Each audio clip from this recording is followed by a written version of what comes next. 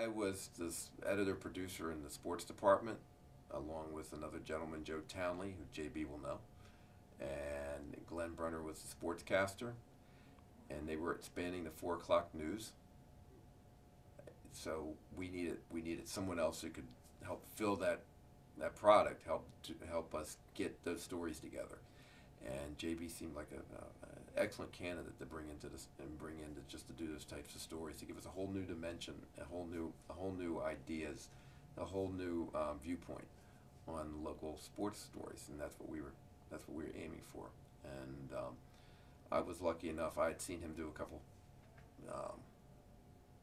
things on camera at the basketball games, and we all just thought he would be a perfect addition. And we arranged to meet JB during lunchtime at his job. I think he was with, if I remember correctly, he was at the Xerox Corporation at the time.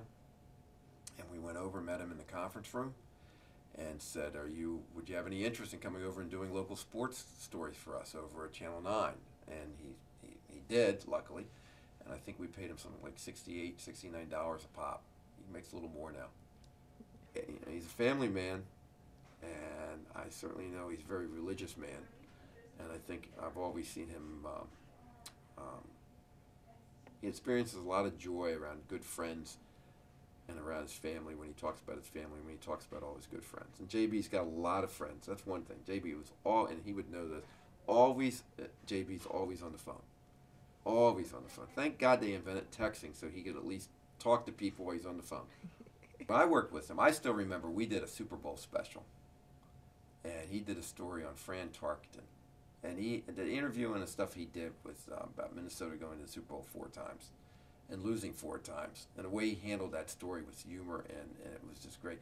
But the other stories too, the basketball specials and the stories we did about Georgetown, Maryland, some of the great college basketball teams, and the stories that he did was, he and I were able to work together on. They were just good human interest stories, told really well, written really well, and people, make people just watch, not want to leave. They just want to watch. I always say JB's one of the 2 people that I allow to hug me when I see him. I'm not a hugging kind of guy, and JB and my father's the other one. That's the only 2 people.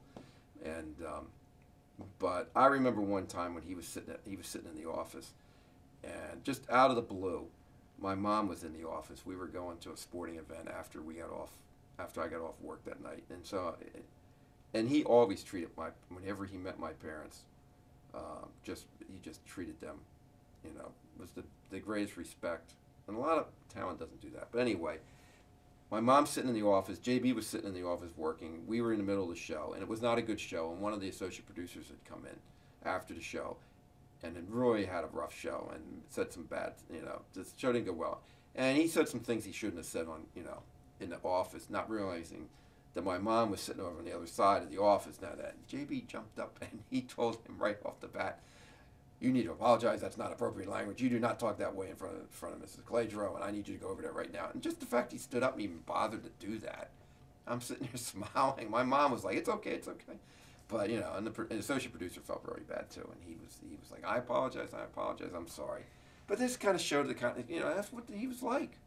He cared about people. He cared about how, what happened with them and how people were treated, and he stood up. Of course, when you're 6'5", it's a lot easier to stand up and tell someone to go do something. But on a serious note, the man always seemed to care for people. JB is the reason JB moved on. JB worked at this really hard. He put the time and the hours and the effort in. He went out and asked people to help him. He asked people to critique his tapes. He got a lot of different opinions. He worked at this, as I'm sure he worked at everything he's ever done. And he went out and he made this happen for himself.